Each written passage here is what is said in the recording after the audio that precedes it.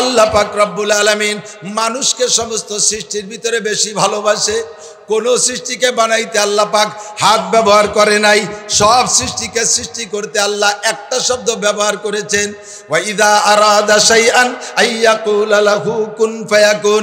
আসমান বানাইতে কোন শব্দ ব্যবহার করেছে? কুন সামাআন, আসমান হয়ে যাও। জমিন বানাইতে কোন আরদিন, সাতটা জমিন হয়ে যাও। কুন শামসান, সূর্য হয়ে যাও। কুন কামারান, চাঁদ হয়ে যাও। কুন নুজুমান, তারকা হয়ে যাও। সব প্রাণী সমস্ত মখলুককে বানাইতে আল্লাহ পাক একটা শব্দ ব্যবহার করেছে, কাপনুন পেশকুন। বলার সঙ্গে সঙ্গে সমস্ত সৃষ্টি হয়ে গেছে। শুধুমাত্র 5টা সৃষ্টি বানাইতে আল্লাহ পাক কোন শব্দের পর ক্ষান্ত হন নাই? আল্লাহ পাক তার নিজ কুদরতি হাত ব্যবহার করেছেন। কয়টা? বোঝা যায় কথা? 5টা সৃষ্টিকে বানাইতে আল্লাহ পাক তার হাত ব্যবহার করেছে। 1 নম্বরে আল্লাহ পাকের আরশ তৈরি করেছেন আল্লাহ হাত দিয়া, বলি না সুবহানাল্লাহ। 2 নম্বরে আল্লাহ পাক যে কলম দিয়ে লেখেন, কলমটা বড় দামি। আমাদের বাংলাদেশের বড় একজন বড় লোক, নাম শুনেছি, এখন বাংলাদেশে আসে নাই, ধাওয়া বলে কোন দিক চলে গেছে তা আল্লাহ জানে। আমি একদিন পত্রিকায় দেখেছি, মোবাইলের পত্রিকায় দেখলাম, উনি যে কলমটা দিয়ে সই করে ব্যাংকে, ওই কলমটার দাম 5 কোটি টাকা। আল্লাহ লৌহে মাহফুজের কলমের সেই তো দামি। আল্লাহ পাক যেই কলম দিয়ে 104 খানা আসমানি কিতাব লৌহে মাহফুজের মধ্যে লিখেছেন, আর কিয়ামত পর্যন্ত আনেওয়ালা জিন আর ইনসানের তকদির লেখে, ওই কলমটা আল্লাহর কাছে বড় দামি। যার কারণে আল্লাহ পাক কলমের কসম খেয়ে সূরা কলমের ভিতরে বলে, নুন ওয়াল কালামি ওয়া মা ইয়াসতুরুন। এই কলমটা বড় দামি। কলমটা আল্লাহ নিজ হাতে পছন্দ মতো বানাইছেন। 3 নম্বরে আল্লাহ পাকের 8টা জান্নাত মানব জাতির জন্য সৃষ্টি করেছে। এই 8টা জান্নাতের ভিতরে একমাত্র জান্নাতে আদন নামে একটা জান্নাত আছে। জান্নাতে ফেরদাউস বানাইছে কোন বলিয়া? অন্য সব জান্নাত কোন শব্দ দিয়ে বানাইছেন? শুধুমাত্র জান্নাতে আদন তৈরি করেছেন আল্লাহ পাক তার নিজ কুদরতি হাত দিয়া। 3 নম্বরে মুসা আলাইহিস সালাতু ওয়াস সালামের তাওরাত খানা জবরদস্ত পাথরে আল্লাহ পাক ওই কলম দিয়া নিজে হাতে লিখেছেন 1000 পারা তাওরাত। প্রত্যেক পারায় 1000 আয়াত, 10 লক্ষ আয়াত বিশিষ্ট কিতাবখানা আল্লাহ পাক নিজ হাতে কলম দিয়ে লিখেছেন 4টা। 5 নম্বরে আদম আলাইহিস সালাম এবং কিয়ামত পর্যন্ত যত মানুষ আসবে সমস্ত মানুষের গলার উপরে টুক মাথা মুখমণ্ডল আমার আল্লাহ নিজ হাতে তৈরি করেছে।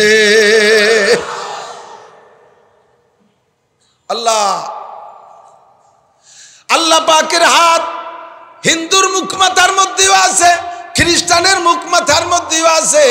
আল্লাহ পাকের হাত সকলের মুখমণ্ডল মাথার মধ্যে আছে। ফেরেশতাদের মাধ্যমে আল্লাহ গলার নিচে টুকু বানাইছে। ফেরেশতাদেরকে আল্লাহ যে স্ট্রাকচার দিয়েছিলেন যে আদম বানাও, বানানো অর্ডারের পরে ফেরেশতারা গলার নিচে টুক বানাইয়া আল্লাহ পাকের সামনে দেখাইলেন। আল্লাহ আদমকে বানাইতে বললে, এই তো আদম বানাইলাম, আদম কি এই টুকনায়ের সাথে আর কোনো পার্সপাতি হবে? গলার নিচে টুক বানাইয়া ফেরেশতারা আল্লাহর দেশ, আল্লাহ আদম তো বানাইলাম, এই টুক না আর কিছু এর সাথে সংযুক্ত হবে?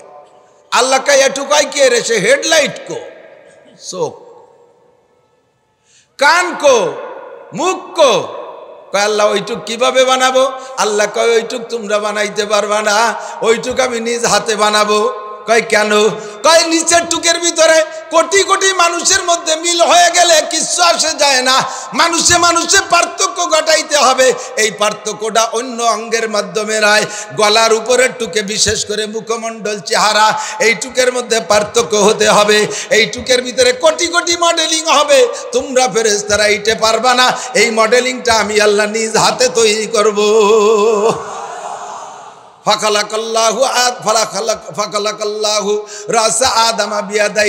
আল্লাহ পাক আদম আলাইহিস সালামের মাথা নিজ হাতে বানাইলেন। আদমের মাথা বানাইছেন তো আমার মাথায় আল্লাহর হাত, আপনার মাথা আল্লাহ বানাইছে। কতক্ষণ ঠিক ঠিক না? এই জন্যই বলা হয় মানুষকে মারতে গেলে, প্রহার করতে গেলে, মানুষকে ধমক গায়ে আঘাত করতে গেলে আরে অন্য কোনো অঙ্গে মারো, গলার উপরে মারবা না, গলার উপরে মারিস না। কারণ নিচের টুকের ভিতরে ফেরেশতারা হাত দিয়ে বানাইছে, ও জায়গা তুমি রাগের হাত, প্রহারের হাত, পিটনের হাত মারো, কিন্তু গলার উপরের টুক আমি আল্লাহ নিজ হাতে বানাইছি। আমার হাতের ছোঁয়া যে জায়গা লেগেছে ওই জায়গা তোমার রাগ ও গুসার হাত মাইরো না, আমি আল্লাহর হাতের উপরে তোমার প্রহার পড়ে। খুব কষ্ট পায়। গলার উপরে মারবেন না, কিন্তু আমাদের মারামারির স্বভাব কি? পয়লা বক্সির নাক জড়ায় বক্সায় বেলায় দেবে, লাঠির পিঠে পিটান প্রথমটা কোন জায়গায়? মাথায়। গতকাল দেখলাম এই সেদিন টঙ্গীর জামায়াত আমাদের একজন আলেম তাল সবে মাত্র ফারেক, এর মুখ কাণ্ডে এমন ভাবে মারছে, দাঁত টাত সব বসকায় ফেলাইছে। এরা যারা মারছে এরা কি জীবনেও কোনোদিন এই আয়াতগুলো, এই হাদিসের এই তর্জমাগুলো শুনিসতেই যে গলার উপরে মারা যাবে না? অন্যায় করো সব জায়গা করো, প্রহার করো অন্য জায়গা করো, গলার উপরে মারবি না। আল্লাহ এসে গেলে একটু বলি, বহুত ওলামায়ে কিরাম আছেন ছাত্রদেরকে থাপ্পড় দিতে গালের উপরে থাপ্পড় মারে। আব্বা মারাও সন্তানরা মারতে গেলে মাথার পিছনে থাপ্পড় মারেন। আমি সাধারণ মৌলবী, অত গভীরে বলতে পারবো না, তবে মেডিকেল সায়েন্সের ডাক্তারকে কাছে শুনে দেখেন, মানুষের ব্রেন আর মগজ আর মাথা, ব্রেন এই পিছনে, মানুষের থাপ্পড় দেয় মাথার পিছনে, পিছনে থাপ্পড় দিলে বারবার পিছনে থাপড়াইলে এই ছেলেটার ব্রেন নষ্ট হয়ে যায়। কান ধরে টান দেয়, কান ধরে টান মারে, কানও টানবেন না, কানও আল্লাহ বানাইছে, কান ধরে টানবেন না, গাল টানবেন না, মাথায় থাপ্পড় মারবেন না, মুখে মারবেন না, আল্লাহ পাক বড় কষ্ট পায়। হেফজখানার শিক্ষক, মাদ্রাসার কিরাতখানার শিক্ষকরা একটু বেশি লক্ষ্য করবেন। সিদ্দিকা আয়েশা রাদিয়াল্লাহু তাআলা আনহা বলেন, আমি নবী পাকের ঘরে শোয়া, আয়েশা তো খুব ছোট মানুষ, হুজুরের স্ত্রী হয়েছে, 9 বছর বয়সে স্ত্রী হয়েছে, স্ত্রী হিসেবে হুজুরি ঘরে গেছে, 6 বছর বয়সে বিবাহ হয়েছে, আর 9 বছর বয়সে হুজুরের ঘরে স্ত্রী হিসেবে চলে গেছেন। তো বলে আমি তো ছোট মানুষ, আমার ঘুম খুব বেশি ছিল, ঘুমের প্রভাব খুব বেশি। তো ঘুম এত বেশি যে মাঝে মাঝে রুটি বানাবো উদ্দেশ্যে আটা সেনতে গিয়ে আটা সেনতে সেনতে আটার মধ্যে হাত, আমি কাইতে ঘুমাই রয়েছি, রুটি মুটি বানাতে মনে নেই। পরে সজাগ হয়ে দেয় যে হাতের মধ্যে ছাগলে আটা খেয়ে বেলাইছে, তাও টের পাইনি। এই ঘুমের ঘুম। রাতের বেলা হুজুর আলাইহিস সালাতু ওয়াস সালামের ঘরে যখন থাকতাম, আমার ঘরে হুজুর যে রাত থাকতেন, হুজুর শেষ রাত্রি উঠতেন, উঠে আমাকে ডাকতেন বড় মোহাব্বতের সাথে। আমার মাথায় ডাকার, ঘুম থেকে সজাগ করার শব্দটা সেটা বলার জন্য বলছি। আমারে ঘুম থেকে হুজুর উঠাইতেন, ধীরে ধীরে মাথায় ভাবে চুলকাইতেন আর বলতেন, ইয়া আইশ কুমি, ইয়া আইশ কুমি, ইয়া আইশ ইস্তাইকিজি, আয়েশা তুমি ওঠো, আয়েশা ঘুম থেকে ওঠো, ওঠো একটু ওযু বানাও, ওঠো নামাজ পড়ো, আমাকে এভাবে ডাকতেন। আমি যদি না উঠতাম, ঘুমের প্রভাবে ঘুমাই থাকতাম, নবী আলাইহিস সালাতু ওয়াস সালাম ওযু বানায় আয়েশা হাতে যে পানি থাকতো এই পানি আমার মুখের উপরে ছটকা দিতেন। এভাবে হুজুর আমাকে ঘুম থেকে উঠাইছেন। লাকাদ কানা লাকুম ফি রাসূলিল্লাহি উসওয়াতুন হাসানাহ। আমি দেখেছি বহুত মাদ্রাসায়, হেফজখানা, কিরাতখানায় রাতের বেলা বাচ্চারা ঘুমায়। আপনারাও খেয়াল করবেন, রাতের বেলা বাচ্চারা ঘুমায়। মানুষ যখন ঘুমায় তার বেঁচে থাকার জন্য রুহুটা ভিতরে থাকে, আর তার নফসটা, আত্মাটা চলে যায় দুনিয়া ভরে ভ্রমণ করে। এই আত্মার নফস যে জায়গা যায়, সে সেখানে যা দেখে ওইটাই সে স্বপ্নে দেখে। মানুষটা ঘুমায় আছে, আত্মা চলে গেছে আমেরিকা, যাই একেবারে সে জায়গায় সব কিছু করে টেরে জো বাইডেনের মাইয়ে বিয়ে করে, এরপরে সেখানে 4-5টা ছেলে মেয়ে হয়ে গেছে, এরপরে হঠাৎ করে ঘুমাইতে উঠে দেয় যে সে বিছানে খেতা ছিঁড়ে বেলাইছে, বিছনা ঘাটেতে পড়িয়ে গেছে লাতির ঠেলায়। এ তো ছেলে বিছানায়, রুহে তাকে জীবিত রাখছে, আত্মা চলে গেছে আমেরিকা। এবার মনে রাখবেন, রুহু আর আত্মা যতক্ষণ অ্যাডজাস্ট না হয় ততক্ষণ পর্যন্ত মানুষ হুঁশ হয় না। রুহু ভিতরে আছে, আত্মা নেই, এই মানুষটা উঠবেন বসাবেন টের পাবে না। দেখবেন ছোট ছোট ছোট বাচ্চারা যারা বিছনায় পেশাব করে, কষ্ট হচ্ছে নাকি? আমি অপরিজনীয় কিছু বলছি নাকি? চলে যাবো আজের দিকে, একটু খেয়াল করেন। এগুলো সমাজে খুব সমস্যা চলতেছে। ছোট বাচ্চারা রাত্রে যখন ঘুমায় বিছানে পেশাব করাগুলো, ওগুলোরে ধরিয়ে নিয়ে হঠাৎ করে উঠাইয়া আপনি পেশাব করাবেন, পেশাব করানো বিছানে শোয়াবেন, সকালবেলা বলবেন যে তোরে রাত্রে উঠে বিছানে বাইরে পেশাব করাইছি, মনে আছে? হ, আমি কোনোদিনও উঠিনি। কারণ ওর রুহুতি পেশাব করে আসছে, ওর আত্মা আমেরিকা থেকে এসে সেট হয় নাই, এই জন্য ও যে পেশাব করছে ও তা জানে না। হুশ আসার জন্য রুহু আর আত্মায় অ্যাডজাস্ট হতে হবে। আর রুহু আর আত্মা অ্যাডজাস্ট হওয়ার জন্য সময় দিতে হবে। হঠাৎ করে রাত্রে হেফজখানার ছাত্ররা কিরাতখানার ছাত্রদেরকে হুজুররা ঘুম থেকে উঠানোর জন্য, বাচ্চাগুলো ঘুমায় রয়েছে, বিবরে ঘুমায় রয়েছে, ওদের ভিতরে রুহু আছে আত্মা কাছে নাই, ডেস্কের উপরে লাঠি দিয়ে এমন ভাবে ঠাস ঠাস করে বাড়ি মারে কেমন যেন বোমা পড়তেছে। এই শব্দে আচানক ঘুম থেকে উঠে এরকম এরকম এরকম করতে থাকে, ওর হুঁশ নাই, ওর আত্মা এসে সেট হয়ে পারে নাই। এরপরে যদি না ওঠে, ঠ্যাং ধরে টানতে উঠে বেলায়, হাত ধরে টানতে উঠে বেলায়, কান ধরে টানতে উঠে বেলায়, এইভাবে বারবার করতে করতে ছেলেটার ভিতরে রুহের সাথে নফস এসে সেট হওয়ার আগে এরকম উঠাউঠি করলে একদিন তার ব্রেন খারাপ হয়ে যাবে, পাগল হয়ে যাবে, আর কখনো পড়তে চাবে না। কাজেই বাচ্চাদেরকে ঘুম থেকে উঠানোর সিস্টেম হলো এমন করে আস্তে আস্তে করে পানির ছটকা দিয়ে ঘুম থেকে উঠানো। মারার সময় কান ধরে মারবেন না, মারার সময় উস্তাদরা মাথায় মারবেন না, গালে মারবেন না। একটু তৈরি করেছে কার হাত দিয়া? আল্লাহ পাকের হাত দিয়ে। বলি না সুবহানাল্লাহ। বলতে যে অনেক দূর সরে চলে আসছি, এদিক খেয়াল করি তো আল্লাহ পাক রব্বুল আলামিন যে জিনিস নিজে হাত দিয়ে তৈরি করেছে ওই জিনিস আর যা বানাইতে হাত ব্যবহার করে নাই, এই দুই জিনিসের প্রতি আল্লাহর দরদ কিন্তু একরকম না। আল্লাহ কয় আসমান বানাইছি কোন বলে ধ্বংস হয়ে যাক কিছু আসে যায় না, জমিন বানাইছি কোন বলে ধ্বংস হয়ে যাক কিছু আসে যায় না, ফেরেশতা বানাইছি কোন বলে শেষ হয়ে যাক কিছু আসে যায় না, আরে জিন বানাইছি কোন বলে ধ্বংস হয়ে যাক কিছু আসে যায় না, দুনিয়ার সব কিছু বানাইছি কোন বলে এগুলো ধ্বংস হয়ে যাক কিছু আসে যায় না। পাঁচটা জিনিস হাত দিয়ে বানাইছি, এরা যদি ক্ষতিগ্রস্ত হয় আমার বড় খারাপ লাগে, আমার বড় কষ্ট লাগে। তন্মধ্যে সবাইকে বানাইছি একটা জাতির জন্য, সেই জাতি হলো আশরাফুল মখলুকাত মানুষ। তোদের জন্য সব বানাইছি মানুষ, আর সবাই ধ্বংস হয়ে গেলে আমার কোনো কষ্ট লাগবে না। তোমরা যদি দোজখে যাও, তোমরা যদি জাহান্নামী হও, তোমরা যদি ক্ষতিগ্রস্ত হও, আমার বড় কষ্ট লাগে। এজন্য আমি তোমাদেরকে হিদায়াতের জন্য, জান্নাতি হওয়ার জন্য রাহবার বানায় পাঠাইছি। 2.5 থেকে 3 লক্ষ নবী রাসূল তোমাদের পথ প্রদর্শনের জন্য আমি আসমানি কিতাব বানায় পাঠাইছি 104 খানা, যাতে তোমরা এগুলো পড়ে জান্নাতি হও, তোমরা ক্ষতিগ্রস্ত না হও, তোমরা দোজখী না হও। এজন্য আমি আল্লাহ তাআলা এত ব্যবস্থা তোমার জন্য করেছি। কোরআন শরীফের ভিতরে আমি কোরআন শরীফ নাজিল করেছি তোমাদের হিদায়াতের জন্য। কোরআন শরীফের নাম কি? হুদাল লিন-নাসি ওয়া বায়্যিনাতিম মিনাল হুদা ওয়াল ফুরকান। সূরা বাকারার ভিতরে আল্লাহ পাক বলেন আলিফ লাম মিম যালিকাল কিতাবু লা রাইবা ফি। একটু আমার সাথে জান্নাতুল্লাহ পড়েন, হুদাল লিল মুত্তাকিন। বলেন কি? হুদাল লিল মুত্তাকিন। এই সূরা বাকারার ভিতরে একটু আগায় গিয়ে আল্লাহ পাক বলেন শাহরু রমাদানাল্লাযী উনজিলা ফীহিল কুরআন হুদাল লিন-নাসি ওয়া বায়্যিনাতিম মিনাল হুদা ওয়াল ফুরকান। রমজান মাসে কোরআনে কারীম নাজিল করেছি মানব জাতির হিদায়াতের জন্য। এই কোরআনের শুরু থেকে শেষ পর্যন্ত সব জায়গায় হিদায়াতে ভরা। কথা বলেন ঠিক কি ঠিক না? এই কোরআন 1500 বছর আগে চলতো, এখন চলে কি চলে না? কোন একটা আয়াত বাদ দেওয়ার মতো, কোন একটা আয়াত এ জামানায় অচল, সমাজের সাথে মেলে না এরকম কোন আয়াত আছে? বিজ্ঞানের অসম্মত এরকম কোন আয়াত আছে? যদি কেউ বলে এটা এ জামানায় চলে না, বোঝা যাবে যে তার মাথা এ জামানায় চলে না। ঠিক না? আল্লাহ পাক চ্যালেঞ্জ করে দিয়েছেন আমার কোরআন চিরকাল চলবে। লা তাবদীলা লিকালিমাতিল্লাহ।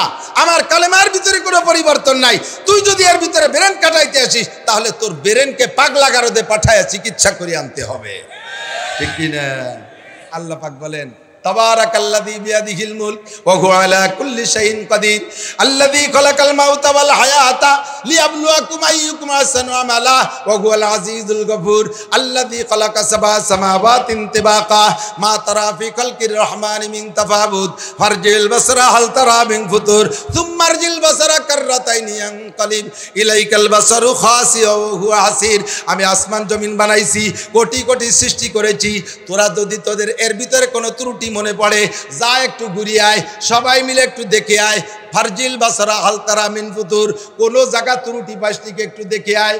একবার ঘুরিয়ে আসছিস কোনো জায়গা ত্রুটি পাইস নাই, সুম্মার জিল বাসারা কাররাতাইন, আর একবার যা আর একবার দেখে আয়। ভালো করে মনে রাখ বান্দা, বলে দিলাম ইয়ানকালিব ইলাইকাল বাসারু খাসিআন ওয়া হুয়া হাসির। আমার গোটা সৃষ্টির ভিতরে কোথাও কোনো ত্রুটি খুঁজে পাবি না। লজ্জিত হইয়া বুকা হইয়া জায়গায় ফিরে আসতে বাধ্য হবে। কথা বলেন ঠিক কি ঠিক না? বিজ্ঞানী পণ্ডিত একজন বট গাছ তলা বই শুয়ে শুয়ে আল্লাহর লুকমা দেওয়ার চেষ্টা করতেছে। আল্লাহরে লুকমা দেবে, বুঝতে পারছেন? কোরআন শরীফের এই আয়াত সামনে নিয়ে উনি চ্যালেঞ্জ গ্রহণ করছে। আল্লাহ সৃষ্টির ভিতরে ত্রুটি নাই, আমি ধরাই দেব ত্রুটি। বিশাল বট গাছ দেখছেন, বট গাছ দেখছেন তো? বট গাছের ফল এত বড় বড় হয় না? কতটুক?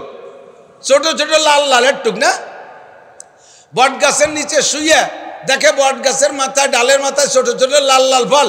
আর আড়িয়াল বিল, এই যে আপনাকে মুন্সিগঞ্জ আছে, আড়িয়াল বিলির মধ্যে তাকায় দেখে 4-5 হাত লম্বা একটা কুমড়ো গাছে 2 মণ ওজনের এক কুমড়ো। এই দেখেই উনি আল্লাহরে লুকমা দিয়েছে। আল্লাহ, মৌলানা নাসির সাহেব সেদিন বললো জোয়ার সাহারা কুড়িল বিশ্বরোড মাহফিলে যে তোমার সৃষ্টির মধ্যে ত্রুটি নাই, পেয়ে গেছে ত্রুটি। কয় কি ত্রুটি? কয় গাছ যত বড় হবে ফল তত বড় হবে, যে ফল যত বড় গাছ সেই ফলটা সেরকম বড় গাছে হবে। কাজেই এই বট হবে কুমড়ো গাছে, আর কুমড়ো দিবে বট গাছে। তুমি এই জায়গা বানাতে ভুল করে ফেলাইছো, তোমার এখানে লুকমা দিয়ে ফেলাইছি। বলার সাথে সাথে গাছের তে বট দুটে ছিঁড়িয়ে চোর চোখের পর পড়ছে। ও লাভ দিয়ে উঠে কয় লা ইলাহা ইল্লাল্লাহু মুহাম্মাদুর রাসূলুল্লাহ। আল্লাহ তুমি ঠিক মতোই বানাইছো। এই কুমড়ো যদি এই গাছে হতো তাহলে 2 কুমড়োর গাইতে তো আমার জানা যাওয়ার সময় হতো না, মাটি খোঁজা লাগতো না, কুমড়োর বোমায় কবর হয়ে যেতাম। কেউ কোনোদিন কুমড়ো গাছ তোলা সই না, বট গাছ তোলা সই। আল্লাহ তুমি ঠিকই বানাইছো। কথা কোন রেখা কোন জায়গা ত্রুটি আছে? রাতভর বললে এই ব্যাখ্যা শেষ হবে না, একটু মনে রাখেন তো। আল্লাহ পাক বলেন আমার সৃষ্টির ভিতরে ত্রুটি নাই, আমার কোরআনে কারিমের মধ্যে ত্রুটি নাই। আমার কোরআন সবটুকু আগাগোড়া আমলের যোগ্য, আমল করতে হবে, একে বিশ্বাসও করতে হবে। তোমরা এই কথা আমার এক কথায় মানলিও মানতে পারো, না মানলিও না মানতে পারো। তোমরা না মানলে আমার কিচ্ছু আসে যায় না। তবে তোমাদেরকে আমি মোহাব্বত করে নিজ হাতে সৃষ্টি করেছি বিদায় তোমাদেরকে জান্নাতে দেওয়ার জন্য, আমি কোরআনে কারিম বুঝানোর জন্য, তোমাদের ভিতরে গ্রহণযোগ্যতা অর্জন করার জন্য আমি কসম খেয়ে কথা বলি, আমি কসম খেয়ে কথা বলি। একটু খেয়াল করেন, আমরাও কথায় কথা অনেকে কসম খাই না? বেশি কসম খায় কারা? যারা সিটার, বাটপার, 2 নম্বর, 9 নম্বর, 6 নম্বর, 14 নম্বর, ওরা কিন্তু কসম বেশি খায়। কারণ ওকে গ্রহণযোগ্যতা হারাই ফেলাইছে। এখন নিজেদের প্রয়োজন মিটাতে সাধারণ কথা কেউ খায় না। কাজেই কয় ভাই আর তুই আমার 1000 টাকা দে, আগামী শুক্রবারে দেবো। কয় তুই বহু শুক্রবার মিস করছি, তোরে আর দেবো না। আল্লাহর কসম দে আমি আগামী শুক্রবারে দেবো। তাহলে এই সিটার বাটপাররা গ্রহণযোগ্যতা হারাইছে বিদায় কসম খায়।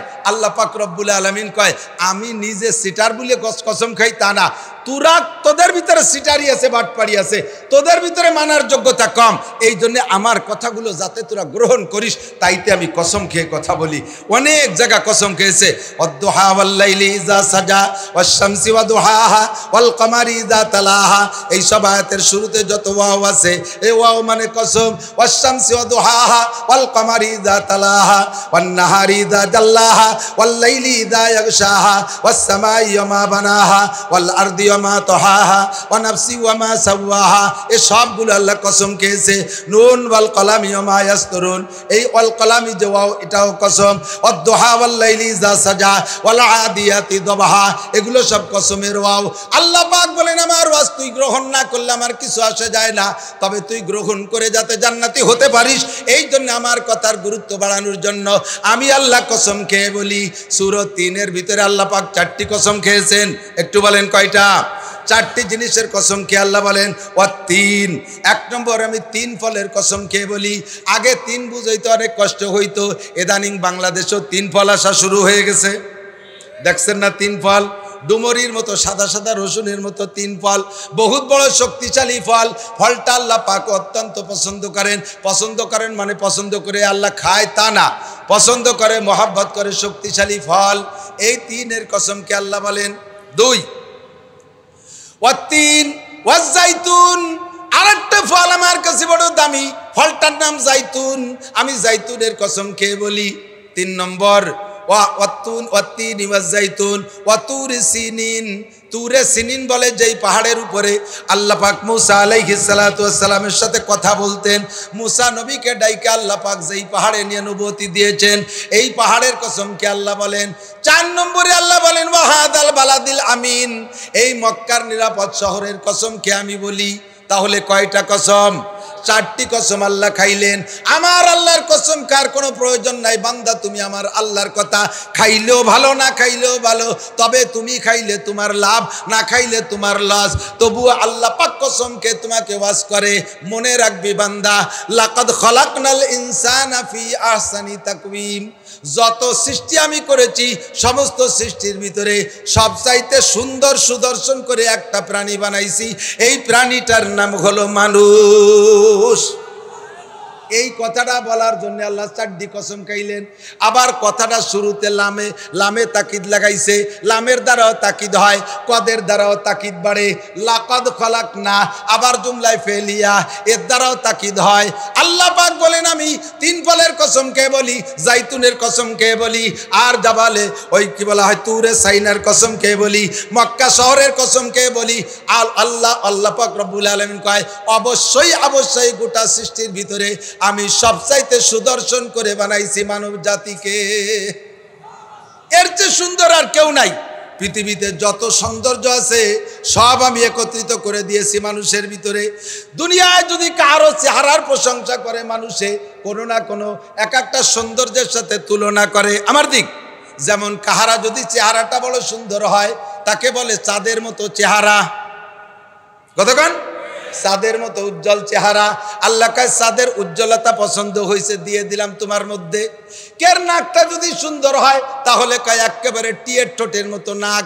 আল্লাহ কাছে টিয়ে পাখির আর কোনো জায়গা পছন্দ হয় নাই, নাকটা তোমার পছন্দ হয়েছে, তার ঠোঁটটা পছন্দ হয়েছে, দিলাম তোমার নাকের মধ্যে। কের চোখ দূরে যদি সুন্দর হয় কয় অমকের চোখ দূরে একেবারে হরিণীর চোখের মতো ভাষা। আল্লাহ কাছে হরিণীর কোনো জায়গা ভালো লাগে না, চোখ দূরে পছন্দ হয়, তাও তোমারে দিয়ে দিলাম। কোনো মহিলার চুল যদি সুন্দর গুছা ধরা কহারি আল্লাহু আকবার, একবারে ঘোড়ার লেজের মতো চুল। আল্লাহ কায় ঘোড়ার কোনো জায়গা পছন্দ হয় না, তার লেজটা ভালো লাগছে, তাও তোমার বোর চুলির মধ্যে দিয়ে দিলাম। আর কোন জায়গা কি ভালো আছে? কের বাহু যদি মোটা হয় কয় একেবারে বাঘের বাহুর মতো বাহু। আল্লাহ কায় বাঘের কোনো জায়গা পছন্দ হয় না, বাহুটা পছন্দ হয়েছে, দিয়ে দিলাম তোমারে। কের পা যদি মোটা হয় কয় আল্লাহু আকবার, একেবারে হাতির পার মতো পা। আল্লাহকে হাতির কোনো জায়গা ভালো লাগে না, শুধু তার পা ভালো লাগছে, দিয়ে দিলাম তোরে। এবার আর কি লাগে? কয় কের দাড়ি যদি বড় সুন্দর হয় কয় ময়ূরীর পেখমের মতো দাড়ি। কয় ময়ূরীর কোনো জায়গা ভালো লাগে না, তার পেখমটা ভালো লাগে, দিয়ে দিলাম তোর দাড়ির মধ্যে। দাঁতগুলো যদি চকচকে সাদা সাজানো হয় কয় একেবারে কদুর ফুলের মতো সাদা দাঁত। আল্লাহ কয় কদুর কোনো জায়গা ভালো লাগে না, তার ফুলের সাদা ভালো লাগে, তাও তোরে দিলাম। দাঁতগুলো যদি সাজানো হয় কয় আল্লাহু আকবার, একেবারে ডালিমির দানার মতো, আনারের দানার মতো সাজানো। আল্লাহ কয় আনারের দানার স্বাদ ভালো লাগে, দিয়ে দিলাম তোর দাঁতের ভিতরে। আর কোন জায়গা কোন ভালো আছে সব দিয়ে তোরে বানাবো। গোটা দুনিয়ার যত সৌন্দর্য আছে সব তোর মধ্যে দেব। এবার সৌদি আরব যে এক গুল্লি দিয়েছে, সৌদি আরব এক পাক দিয়েছে। আল্লাহ, সৌদি আরব যে কি চমৎকার, খালি মরুভূমি আর মরুভূমি, গাছপালা নাই, গাড়ি অ্যাক্সিডেন্ট করলে বাড়ি দুড়ি খায় না, খালের ভিতরে যায় না, বরাবর বিলি ফাঁকা চরের উপর দিয়ে সোজা চলে যায়, কি সুন্দর। আল্লাহ কায় বুঝছি তোমার সৌদি আরবের মরুভূমি ভালো লাগছে, তোমার দেহের মধ্যে মরুভূমি লাগবে, তোমার দেহের মধ্যে মরুভূমি দিলাম। 2টা হাতের তালু আর পায়ের তালু মরুভূমি, শরীরের সব জায়গা লোম হবে, হাতের তালু আর পায়ের তালুতে লোম হবে না। মরুভূমিতে গাছপালা হয় না, হাত পায়ের তালুতে গাছপালা হয় না, লোম হয় না। ওখান থেকে ঘুরে আইসা গেছেন সুন্দরবন, যাইকা আরে কপাল, এত গাছ কে লাগাইলো, এত সুন্দর সুন্দরবন কে বানাইলো। আল্লাহ কায় সুন্দরবন তোমার ভালো লাগছে, আচ্ছা ঠিক আছে বুঝছি, তাও লাগবে। তোমার দেহের মধ্যে সুন্দরবন দিলাম, মাথার মধ্যে চুল সুন্দরবন, চোখের বুরু সুন্দরবন, মোস্তাডে সুন্দরবন, দাড়ি কটা সুন্দরবন, বুকের উপরে সুন্দরবন, ওদিক নিচের দিক যত যাবা খালি সুন্দরবন আর সুন্দরবন। কন্যা সুবহানাল্লাহ। আরে কোনটিকে তুমি বলিবে মিথ্যায় যে বিশ্বপতির দান, ফাবিআইয়ি আলাই রাব্বিকুমা তুকাজ্জিবান। এ যা কিছু বললাম সব কার দান? জোর হলো না, কার দান? দক্ষিণবঙ্গে যাইয়া সুন্দরবন এলাকায় লবণ পানি মুখে দিয়ে কয় আল্লাহ এত পানি লবণ হইল কিভাবে, কি সুন্দর লবণ পানি। আল্লাহ কয় লবণ পানি তোমার পছন্দ হয়েছে বুঝছি, তোমার দেহের মধ্যে লবণ পানি নদী বানাই দিলাম, চোখের থেকে যে পানি পড়বে এইটা লবণ লবণ। কথা কন ঠিক কি ঠিক না? আল্লাহু আকবার। মধুমতি আর পদ্মা নদীর পানি মুখে দিয়ে কয় আল্লাহ এত পানিরে মিঠে বানাইছো, কত চিনি ডালছো তুমি এর মধ্যে। আল্লাহ কয় মিঠে পানি ভালো লাগে, তাও তোমার দেহের মধ্যে দিলাম। জিহ্বা থেকে যত লালা বের হবে সব লালা মিষ্টি, নইলে আমরা গিলতে পারতাম না। কথা কন ঠিক কি ঠিক না? কোনটিকে তুমি বলিবে মিথ্যায় যে বিশ্বপতির দান, এ সবই আহকামুল হাকিমিন, আমার আল্লাহর দান। কাজী নজরুল ইসলাম আমি বলতে বাধ্য রহমাতুল্লাহ আলাইহে, আল্লাহ ওনাকে জান্নাতি করুক, বলেন আমিন। উনি এই সূরা আর রহমানের ফাবিয়াইয়া আলার তর্জমা করে বলেন, এই আয়াত আর তর্জমা দিয়ে একটা ছন্দ বানাইছে, কোনটিকে তুমি বলিবে মিথ্যা এ যে বিশ্বপতির দান, ফাবিয়াইয়া আলা রাব্বিকুমা তুকাজ্জিবা। বলেন আল্লাহু আকবার। সব কার দান? এরপরে সেটিং, সব দুনিয়ার যত সৌন্দর্য আছে না নাই মানুষের মধ্যে, এই জন্য আল্লাহ লাকাদ খালাকনাল ইনসান, এই এদিক তাকান, অপারেশন করার আগে ক্লোরোফর্ম করে নিতে হয়। যদি অবাস না করে পোষ বাঁধায় দেয় তাহলে রুগীটি ডাক্তারে লাথি দিয়ে চিৎ করে ফেলা যাবে না। একটু পরে আল্লাহ অপারেশন করবে, এই জন্য আগে অবাস করতেছে। এরপরে অপারেশন আছে, kidney operation, heart lunch operation আছে, এই জন্য আল্লাহ আগে অবাস করে নিচ্ছে। তোমার সবচেয়ে সুন্দর করে বানাইছে। এরপরে তোমার অঙ্গ প্রত্যঙ্গের সেটিং দেখো। আর একটু বলবো, এ বলতে আল্লাহ নবী বলেন ওয়াইলুল লিমান করাহা ওয়া লাম ইয়াতাফাক্কার ফিহা, ওই জাতি ধ্বংসপ্রাপ্ত, অবশ্যই ক্ষতিগ্রস্ত যারা আল্লাহর কোরআন পড়ে অথচ গবেষণা করে না। কাজে আমারে গবেষণা করার অর্ডার করেছে নবী পাক, একটু গবেষণার মধ্যে ঢুকি। আমারে আরো সুন্দর কিভাবে বানাইলেন, এই অঙ্গগুলো সেটিংটা দেখেন কি সুন্দর। সেটিং এর উপরে প্রশংসা করা লাগে। মাথার মধ্যে নাড়ি বুড়ি কোন প্রাণী আছে? মাথার মধ্যে নাড়ি বুড়ি আছে? আল্লাহ তাআলা আমার নাড়ি বুড়ি মাথার মধ্যে দিলে দিতে পারতেন কিনা? মাথার মধ্যে নাড়ি বুড়ি আলা কোনো প্রাণী জানা আছে আপনাদের? অবশ্যই আছে। চিংড়ি মাছের নাড়ি বুড়ি সব মাথার মধ্যে, কথা কন না কেন?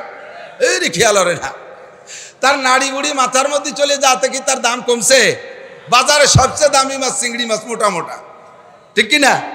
আমার এভাবে দিলে দিতে পারতেন। চোখ দুটি এ জায়গা না দিয়ে যদি আল্লাহ তাআলা পায়ের কাছে দিত, যে পায়ের ধারে চোখ থাকবে, তাহলে চোখ নিয়ে আর একদিন চলা লাগতো না, কবে খোঁচা খাঁচা খাইয়ে শেষ হয়ে যেত, হেডলাইট মার খেয়ে যেতাম। এজন্য নিচাই না দিয়ে উপরে দিছে, বলেন না সুবহানাল্লাহ। নাকটা এ জায়গা না দিয়ে যদি মলদারের কাছে যেত, তাহলে পায়খানার গন্ধ শুকতি শুকতি গ্যাসে পেট ফুলিয়ে যেত। এভাবে আল্লাহ যদি দিতেন তাহলে কাজও চলতো। আল্লাহ যদি এভাবে বানাইতেন, যেভাবে বানাইছে এরকম না বানাইয়া, ঠিক না? আল্লাহ তা ঠিক আছে, ও জায়গা না দিক অন্য জায়গা দিক, চোখ দুটিরে চেপে বগলের নিচে দিয়ে দিছে, নাকটারে পিছনে, এরকম করলে আল্লাহ করতে পারতেন কিনা? আল্লাহ তা করে নাই। কেন করে নাই? খানা খাইতে 3টি অঙ্গ লাগে। খানা খাইতে কয় অঙ্গ?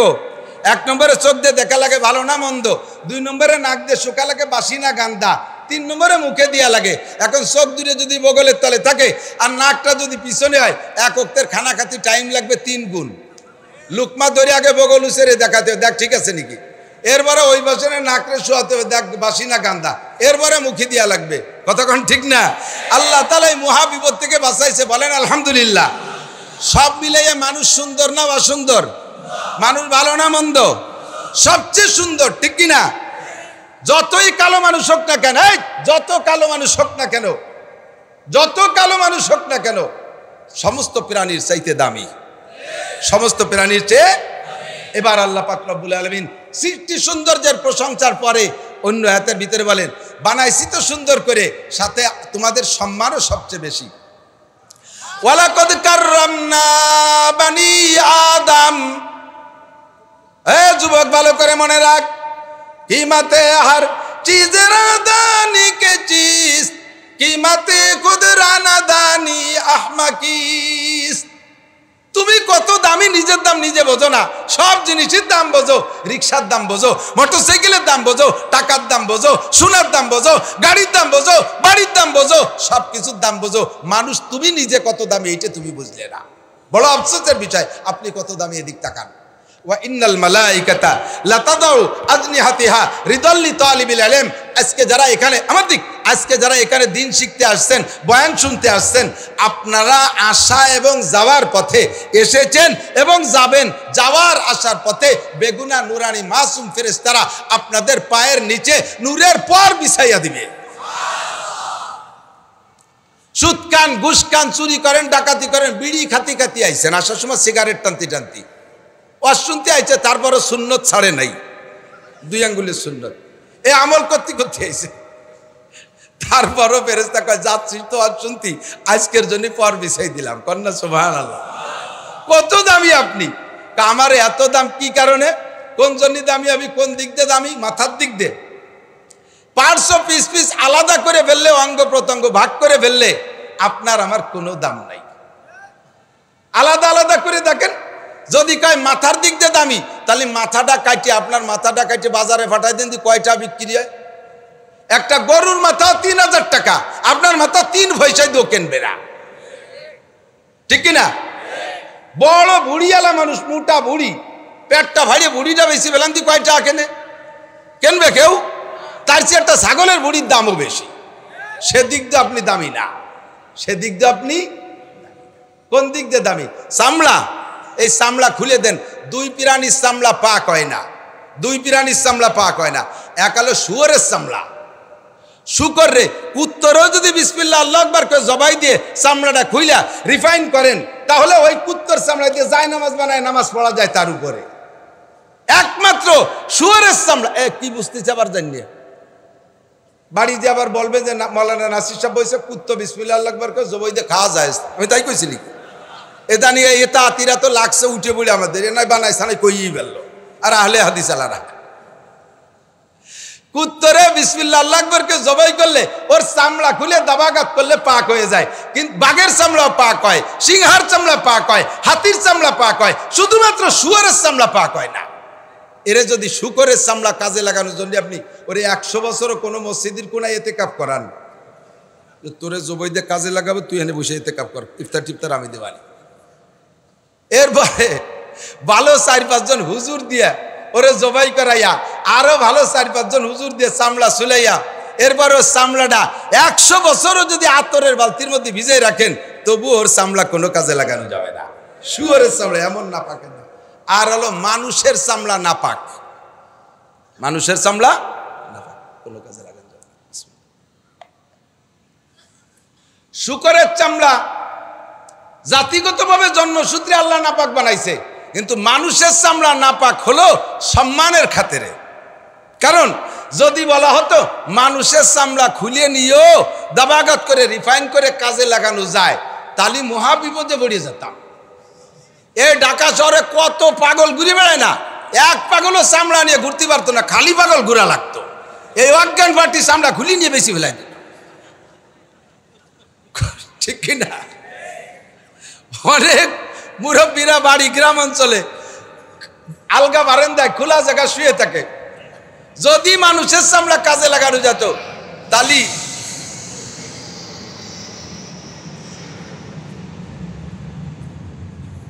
যদি মানুষের চামড়া কাজে লাগানো যাইত, তাহলে এই সমস্ত মুরব্বী চাচাকে কায়ার চামড়া থাকতো না, খালি চাচা শুয়ে তা লাগতো। আল্লাহ হেফাজত করছে, বলেন আমিন। ও দোস্ত, তাহলে চামড়ার দিক দিয়ে আমার চামড়ার চাইতে কুত্তর চামড়ার দামও বেশি। তা কোন দিক দিয়ে আমি তো বুঝতে পারতেছি না। গরুর হাঁটুর নিচের 4খান পায়া, তার দামও ইদানিং 2000-3000 টাকা, ঠিক না? আপনার পায়েরও মোটা, ও 2খান কাটিয়ে বেছেন দিয়ে কয়টা বেচা যায়? কেউ 4 পয়সা দিয়েও কিনবে। বুঝলাম না, তার দাম কোন দিক দিয়ে? দাম একটা দিক দিয়ে। কয়টা দিক দিয়ে? দাম একটা দিক দিয়ে, সেটা হলো মানবতার দিক দিয়ে। দিকটা কি? মানবতা। একটু বলেন দিকটা কি? মানবতা। এই মানবতা অন্য কোন প্রাণীর মধ্যে নাই। মানবতার কারণে মানুষের দাম। আর মানবতা অর্জন করতে হয় 3টে অঙ্গের দ্বারা। আল্লাহ কয় ইন্নাস সামা ওয়াল বাসারা ওয়াল ফুআদ, ইন্নাস সামা ওয়াল বাসারা ওয়াল ফুআদ কুল্লু উলাইকা কানা আনহু মাসউলা। গরুরে যতই লেখাপড়া করাও, কোনোদিন পড়ে মুফতি মুহাদ্দিস হবে না। আরে কুত্তরে যত স্কুল কলেজ ইউনিভার্সিটিতে পড়াও, ওরে কোনোদিন জজ ম্যাজিস্ট্রেট ডিসিএসপি বানানো যাবে না। সারা জীবন করে প্রশিক্ষণ দিলে একটা কুত্ত মানুষ হবে না, একটা ছাগল মানুষ হবে না, একটা গরু মানুষ হবে না। মানুষই একমাত্র মানুষ হবে। কথা বলেন ঠিক কি ঠিক না? আল্লাহ কয় ছাগল গরু যত দামি হোক না কেন, ওর ভিতরে এই যোগ্যতা আসবে না। আমার কাছে মানবতার দাম। আদমিরা আদমিয়াত লাজেমাস, আদমিরা আদমিয়াত লাজেমাস, ওদেরা গর্বুনা বাসাদ হাইজামাস। আর মানুষের মধ্যে যদি মানবতা না থাকে, তাহলে ওইটা মানুষ না। আল্লাহ কয় লাকাদ খালাকনাল ইনসানা ফি আহসানি তাকওয়িম সুম্মা রাদাদনাহু আসফালা সাফিলিন। তোমারে মাওলানা নাসির কতভাবে দামি বানাইলো, কিভাবে তোমার দাম তোমারে বুঝাইলো। এবার মানুষ তুমি বুঝে নাও, তোমাকে আল্লাহ পাক রব্বুল আলামিন একে ধাক্কায় আসফালা সাফিলিন, সমস্ত প্রাণীর মধ্যে সবচাইতে নিকৃষ্ট প্রাণী বলে তোমাকে ঘোষণা দিবে। তোমার মানবতা যদি থাকে তাহলে যেভাবে তোমার প্রশংসা করা হয়েছে এইভাবেই ঠিক আছো। কষ্ট হচ্ছে? হলি বলবেন ছেড়ে দেব। তোমার মানবতাকে আল্লাহু আকবার, তোমার প্রশংসা যেভাবে করা হয়েছে সত্যি তুমি এভাবে প্রশংসিত। শর্ত হলো মানবতা থাকতে হবে। আর এদিক এই মানবতা ভিতরে আনতে হলে 3টি অঙ্গরে কাজে লাগাতে হবে। কয়টা? 3টা। 1 নম্বরে কান, 2 নম্বরে চক্ষু, 3 নম্বরে ব্রেন। 1 নম্বরে কান, 2 নম্বরে চক্ষু, 3 নম্বরে ব্রেন। কান দিয়ে কোরআন হাদিস শুনবা, চক্ষু দিয়ে কোরআন হাদিস দেখবা। বা মানবতা নিয়ে জান্নাতে যাওয়ার জন্য একটা অঙ্গ দিয়েছিলাম চক্ষু, ওইটাকে কাজে লাগাই নাই। মানবতা অর্জন করে জান্নাতি হওয়ার জন্য আমি তারে একটা কান দিয়েছিলাম, 2টা কান, ওই কানকে কাজে লাগাই নাই। উলাইকা কাল আনআম, এই 3টে অঙ্গরে কাজে না লাগানোর কারণে এই শ্রেণীর মানুষগুলো আপাতত বডিতে মানুষ, আপাতত বডিতে মানুষ, তবে তারা স্বভাব আর চরিত্রের দিক দিয়ে সেম কোয়ালিটি অফ অ্যানিম্যাল, একেবারে পশুর মতো হয়ে গেছে। নবিয়া পাক বলেন, এদিক নবিয়া পাক বলেন আমার উম্মত যখন মানবতা থেকে নাইমা যাবে প্রথম দাঁড়াবে পশুর স্বভাবে, পশুর স্বভাবের ভিতরে পৌঁছে যাবে। আর যেই মানুষটার স্বভাব যেই পশুর মতো, আমার দিক যেই মানুষটার স্বভাব যেই পশুর মতো, ওই মানুষটা ওই পশুর চেহারায় জাহান্নামে যাবে। খেয়াল করতেছেন? ওয়াজের সিস্টেম হলো গাভী থেকে দুধ দোয়ানোর সিস্টেম। গাভীর থেকে দুধ দোয়ায় না, দুধ দোয়ানো বলে তো। দুধ দোয়ানোর জন্যে যাই এই বান ধরে টান দিলে দুধ বেরোয় না। কি করা লাগে কন্দি? বাছুর দিয়ে বানানো লাগে। বাছুর দিয়ে যদি না বানাইয়া বান ধরে টানেন তাহলে বান ছিঁড়ে যাবে, দুধ বেরোবে না, ঠিক না? তাহলে পানাইতে হয়। পানাতে হয় আগে না দোয়াতে হয় আগে? পানাইতে হয় আগে, ঠিক না? ওয়াজও এমনই সিস্টেম, শুরুতে পানাইতে হয়, শেষে দোয়াতে হয়। পানানো হয়ে গেছে, এখন দোয়ানোর সময় যদি বালতি সরাই নিয়ে যান তাহলে দুধ বাড়ি যাবে না। এখন আসতেছে আলো দোয়ানোর সময়, বাতাস দিয়ে না, এখন আসতেছে দোয়ানোর সময়। খেয়াল করতে হবে, বালতি একে রেডি করে রাখেন। রেডি রেডি, ঠিক আছে? একান্ত পেশাব আসলে এক আঙ্গুল উঁচু করবেন, আমি বলবো যে এই মসজিদে 1 লাখ টাকা দেবেন। মিথ্যে কথাকে আঙ্গুল উঁচরে চলে যাবেন, আল্লাহ বাসালে ডায়াবেটিস হবে। আল্লাহ সবাইরে সুস্থ রাখুক, বলে না আমি জাগা মতো আসছি, এদিক তাকান।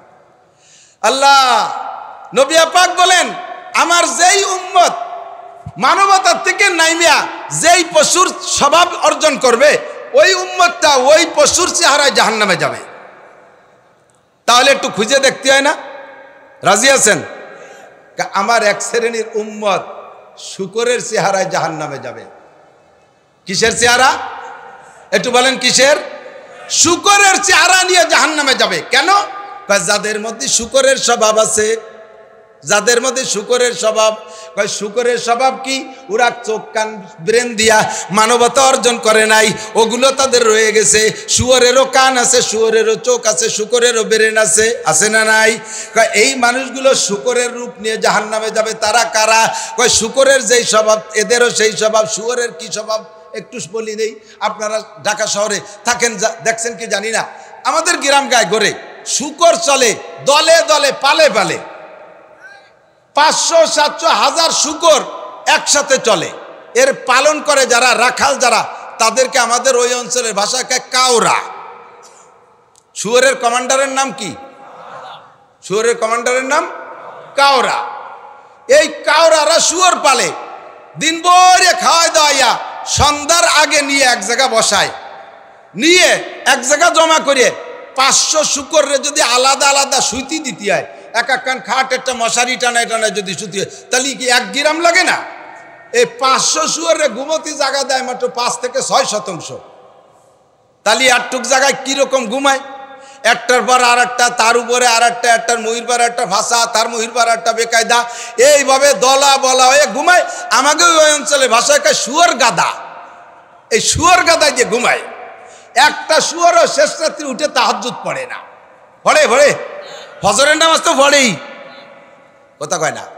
শুয়োরে ফজরের নামাজ পড়ে, আজান শোনে, শুয়োরের ঘুমানো তো দেখেন, আমি এগুলো খুব খবর রে কোরআন শরীফ পড়ছি যখন আমি খুব খুশি। শুকরে যখন ঘুমায় কায় তো কানের উপরে হাত দিয়ে ঘুমায় যাতে আজান কালাম কানের মধ্যে না ঢোকে। এরপরে শুয়োর ঘুম ভাঙ্গে কয়টায়? সকাল 9টায় শুকরের ঘুম ভাঙ্গে। শুয়োরের কমান্ডাররা বাড়ির মধ্যে রান্নাবান্না করে সকালে উঠে গোসল টোসল করে রান্নাবান্না করে খেয়ে দে। এরপরে ওরা ওই জায়গায় রাখার সময় একটা মন্ত্র দেয়, শুয়োরের মন্ত্র, যাতে বেরোয় যেতে না পারে। আবার ওই জায়গা থেকে ঘুম ভাঙানোর জন্য একটা শুয়োরের মন্ত্র আছে, সেই মন্ত্র দিলে ওদের ঘুম ভাঙে, তার আগে ভাঙে না। এরপরে শুকরগুলো ঘুমের থেকে উঠে কি করে? যাইয়া রেস্টুরেন্টে ঢুকে পরাটা, ডিম আর সর্বিকলা খায়। ড্রেনের মধ্যে যাইয়া নাপাক পায়খানা পচা গান্দা খায়। কতক্ষণ? হালাল খায় না হারাম খায়? শুয়োরে হালাল খায় না হারাম খায়? হারাম খায়। নবী পাক বলেন সেম কোয়ালিটি আমার উম্মত রাতের বেলা ঘুমায়, রাত 1টা 2টা 3টে পর্যন্ত আকাম কুকাম কইরা মদ গাজা এবা ফেন্সিডিল কইরা রাস্তা দিয়ে টোটো করে ঘুরিয়ে এই 300 ফিটের যত ফিল্ডিং সব মাইয়ে টেরিয়ে এরপরে যাইয়া এক কম্বলের ভিতরে 4-5টা শুয়োর গাদাই দিয়ে ঘুমায়। আবার তারা হুজুরকে পর ফতোয়া দেয়, হুজুরি মিল নাই। 2 হুজুর এক লেফের তলে শুতে পারে না, শুয়ে এই কয় এ হলি মাকরু হয়, ও হলি সগিরি হয়, এ হলি কবির হয়, উভতে শুলি গুনায় একটু সোয়া লাগলে কয় হারাম হয়ে যায়। আমরা অত ফতোয়া দিই না। এই 5 বন্ধু 300 ফিটিতে এসে এক লেফের মধ্যে শুইছি, একটার মাথার পর একটার ভাষা, একটার ব্যাটের পর একটার বেকায়দা, এই কায়দা বেকায়দা দলা বলে শুই। সকালে উঠে প্যান্টটা দিয়ে খাটের নিচে লুঙ্গি গলার দ্বারে, আমাকে কোনো ফতোয়া আমরা দেই না। আল্লাহ কায় উলাইকা কাল আনাম, এগুলো শুয়োরের মতো। কতক্ষণ? কার মতো? কিসের মতো? রাগ করতেছেন? রাগ করতেছেন? আমি তো রাগ বানানোর জন্য কই, তাও বলে রাগ হয় না। রাগ হলি ব্যাক করবেন, ও জায়গাতে ফিরে আসবেন। এরকম শোয়ার অভ্যাস আছে না নাই? কতক্ষণ? এরপরে এর একটার কানেও আজান যায় না। নবী পাক বলেন মান্নামান সালাতিল ফজরে ফাবালা শাইতানু ফি উযুনাইহি, যে ব্যক্তি ফজরের নামাজ না পড়া ঘুমাইয়া থাকে শয়তান তার কানের মধ্যে পেশাব করে রাখে, যার কারণে আসসালাতু খায়রুম মিনান নাওম শোনে না, হাইয়া আলাস সালাহ হাইয়া আলাল ফালাহ শোনে না, আল্লাহু আকবার শোনে না। শয়তান তার কানটা ভরে পেশাব করে বন্ধ করে রাখছে। এই সমস্ত শুয়োর ক্লাসের মানুষ। বাড়ির মুরব্বী শেষ রাত্রি উঠছেন, তাহাজ্জুদ পড়ে জিকির করতেছেন, চরমুনার মুরিদ, জিকিরের আওয়াজও শুয়োরগুলোর কানে যায় না। এরপরে মুয়াজ্জিনের আজানও কানে যায় না। আব্বা এরপরে ডাকে, এ জামালোট কামালোট,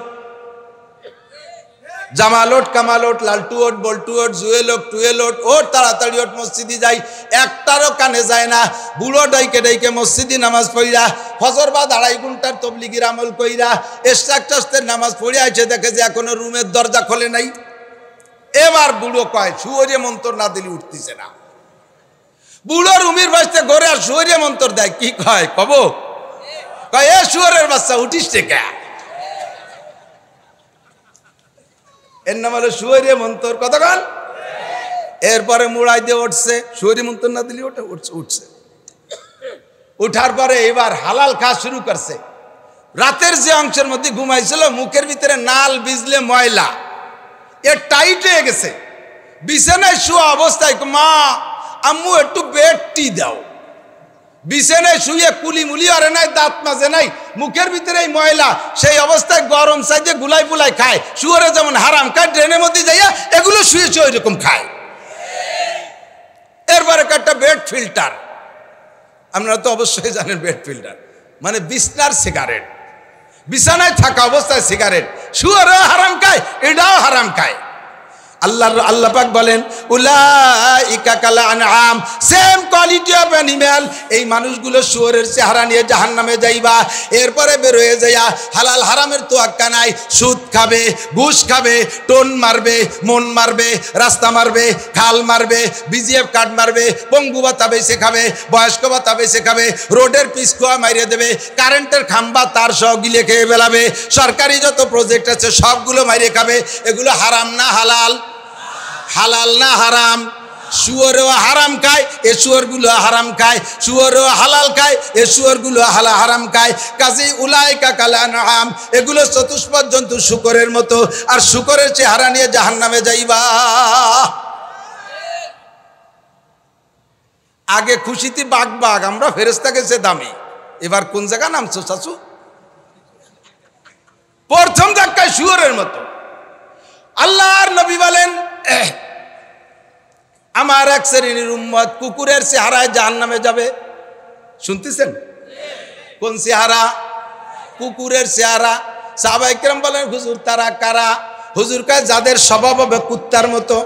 কয় কুত্তার কি স্বভাব? কয় কুত্তার স্বভাব হলো পরশ্রী কাতরতা। পরশ্রী কাতরতা আরবিতে কয় হাসাদ। আর একজনের ভালো দেখতে পারে না, আর একজনের খাওয়া সহ্য করতে পারে না, এটা হলো কুকুরের স্বভাব। কতক্ষণ? একটা গরু মারা গেছে, এ গরুটার গায়ে 5 মণ গোশ হবে।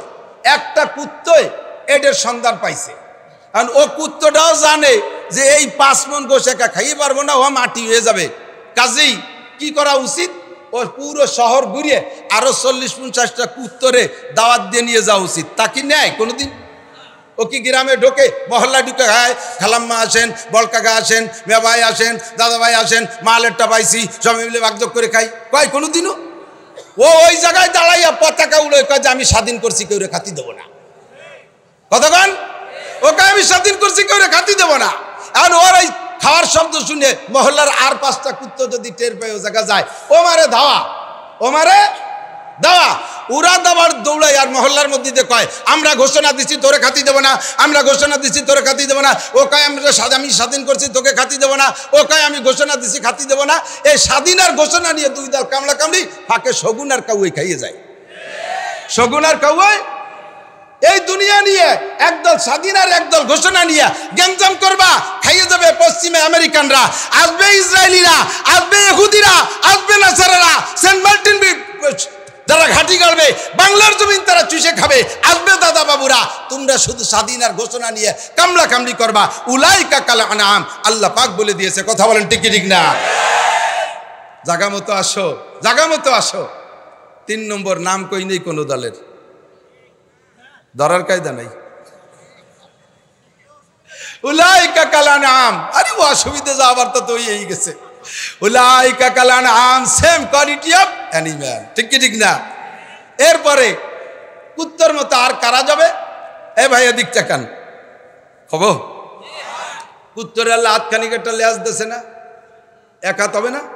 ও যদি নিচে ওই রাহে সতর মোটামুটি ঢেকে থাকে না, ও শয়তানের তা উঁচু সতর খুলিয়ে রায়। এক শ্রেণীর মহিলা বোরকা একটা বরছে, সামনে এক হাতে একটা কাপড় ঝুলানো আছে, ওইটা যদি নিচে উড়িয়ে দেয় তাহলে কিন্তু সতর ডেকে থাকে, মুখটা ডেকে থাকে, সে কুত্তা লেজের মতো উল্টোই দিয়ে দেয়। এ মুখ কান দেখায়, কুত্তা লেজ বলে লেজ উঁচু রাখে, তুমিও বোরকার লেজ উঁচু রাখো। আল্লাহ পাক রব্বুল আলামিন বলেন, এই শ্রেণীর মহিলা ওই ল্যাংটা কুত্তাদের মতো সাথে তাদের চেহারায় জাহান্নামে যাবে। উলাইকা কাল আনআম, সেম কোয়ালিটি অফ অ্যানিম্যাল। আল্লাহু আকবার। 2-3 শুনিয়ে কুত্তই কয়, আল্লাহ হুজুরে কি শুরু হলো?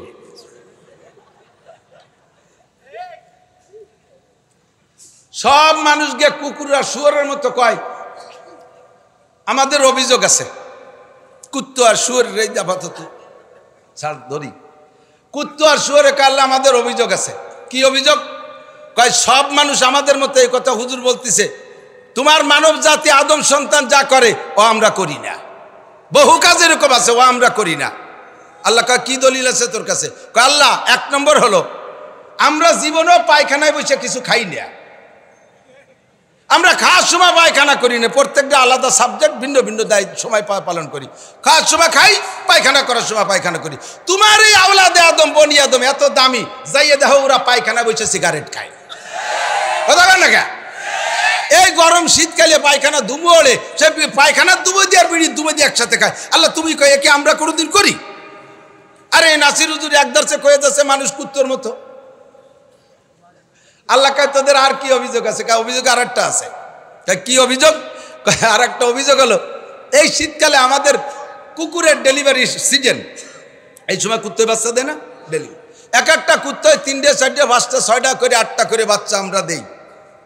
আমাদের বাচ্চাগুলো ছোট থাকতে, আমাদের বাচ্চাগুলো যতদিন ছোট থাকে ইনকাম করে খেতে পারে না, প্রতিরক্ষা ক্ষমতা অর্জন করতে পারে না, স্বনির্ভর হতে পারে না, অতদিন পর্যন্ত যত দামি কুকুর, বংশীয় কুকুর, অফিসার কুকুর, যত দামি কুকুর আমাদেরকে প্রস্তাব দিক, মিস কল দিক, কল দিক, একটা আমরা রিসিভ করি না।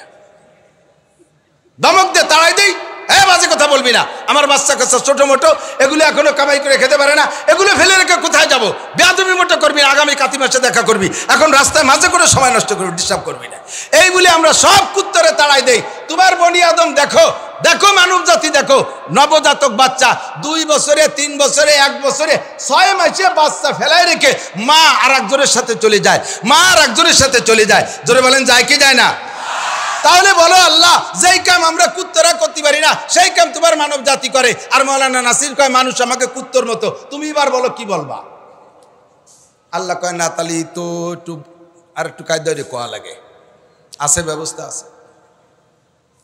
আল্লাহ, আমরা একে অপরে মারামারি করি, এদিক পুরুষ কুত্তায় পুরুষ কুত্তো মারে, মহিলা কুত্তায় মহিলা কুত্তো মারে, পুরুষ কুত্তায় মহিলা কুত্তো মারে না, মহিলা কুত্তায় পুরুষ কুত্তার সাথে ঝামেলা বাঁধায় না, মহিলা মনে করে ওটা স্বামী, গ্যাঞ্জাম বাঁধায় লাভ নাই, একসময় কাজে লাগবে।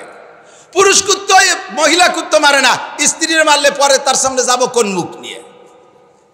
কথা কন না কেন? ঠিক না? আমরা এভাবে মারামারি করি না। তোমার মানব জাতি দেখো, আশরাফুল মখলুকাত যাদের দাম তো ফেরেশতাদের চাইতে বেশি, বউডারে মুখের মধ্যে গামছা ভরিয়ে দিয়ে পিটিয়ে আর আব্বা কলিয়ে ছাড়বো না। তাহলে কয় এই কামকে আমরা কুত্তরা কোনোদিন করি?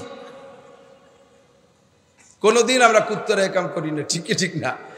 আল্লাহ এবার কি কবে, আর কি আছে কয় একবারে কয়ে দেবো, সব রেজাল্ট একবারে দেবো। আল্লাহ এদিক দুটো কুকুর এদিক তাকান, সব প্রাণী মারামারি যখন করে একটা শক্তিশালী জিতে যায়, একটা দুর্বল হেরে যায়। যে হারিয়ে যায় সে সারেন্ডার করে, সারেন্ডার করলে শক্তিশালীরা তারপর আর আক্রমণ করে না। দেখবেন দুটো কুত্তে মারামারি করতেছে, যে কুত্তটা হারিয়ে যায় দুর্বল, ও সারেন্ডার করে। ওর সারেন্ডার পদ্ধতি কেমন? পতাকা নামায় দেয়, লেজ নিচে উড়ে ফেলে,